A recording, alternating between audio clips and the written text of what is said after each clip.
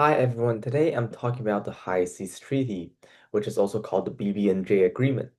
I'll explain what happened in 2026, why it matters for the ocean, what the treaty does, and why it may be hard to be fully carried out.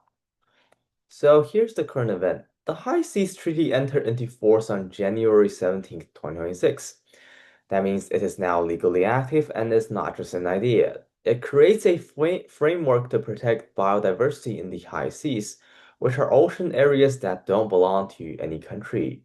This matters because the high seas are huge and a lot of ocean life and ocean activities happens there. While before this treaty, it was harder to make shared rules for these areas. So, this slide explains what now enforced really means. Well, the treaty started on January 17th, and it was triggered by one rule. The agreement enters into force 120 days after the 60th ratification is deposited. So countries had to officially approve it first, and then there was a waiting period before it became active. And the big milestone here is that it creates a new governance framework for protecting biodiversity in some high seas areas. And in simple words, it just gives countries a shared set of tools and rules they can use together. Now, where does this treaty apply to? Well, it applies to areas beyond national jurisdictions or ABNJ. People often just call this the high seas. However, ABNJ includes the high seas, but it also includes the area, which is the international seabed. And this is important because it means the treaty connects to both the ocean water and the deep ocean space below. And ABNJ is huge. It is nearly two-thirds of the world's ocean. So this treaty is dealing with a very large part of the planet, which is why it matters. And this connects to Module 4, which is about biodiversity threats and conservation policy. The treaty responds to growing pressures like overfishing and other human impacts in international waters. When these pressures grow, biodiversity can go down and the ocean ecosystem can become less stable. So, this treaty is a real world example of international conservation policy.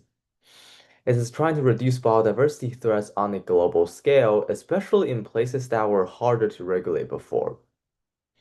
Now, this also connects to Module 3, which focuses on ecosystem services, disturbance, and resilience. ABNJ supports major ecosystem services, meaning benefits people get from nature. For example, healthy ocean ecosystem supports ocean health that humans depends on, and the treaty matters because if ecosystem structure is protected, ecosystems can handle disturbance better and keep working over time. In simple terms, if we manage the high seas better, ecosystems have a better chance to stay stable and recover after damage. Now, this slide is about what the treaty actually does. First, it supports creating marine protected areas or MPAs in ABNJ. These protected zones where certain activities can be limited to reduce harm. Second, it strengthens environmental impact assessments or EIAS.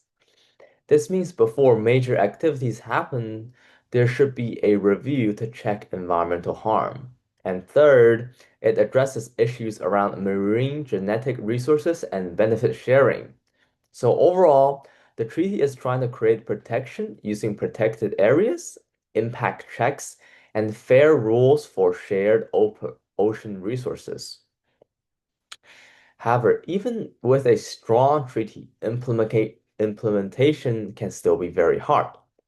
One big reason is that ABNJ protection is not only about the water, it also connects to the international seabed below.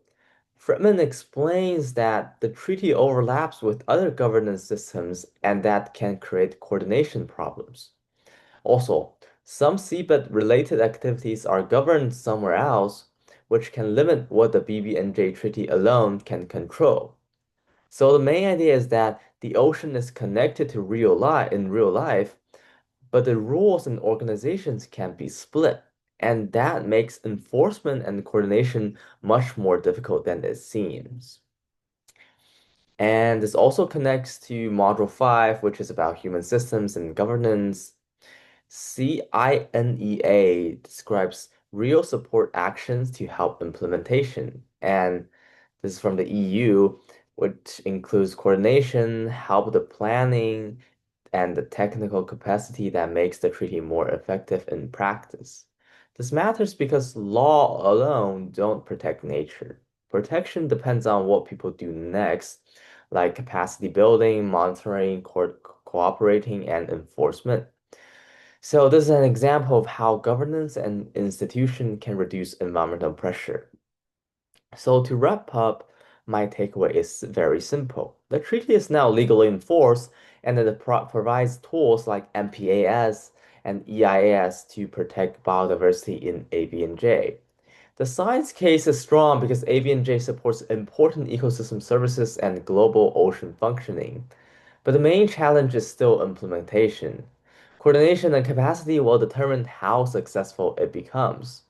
So this treaty is a big step, but follow through is what will decide the real results.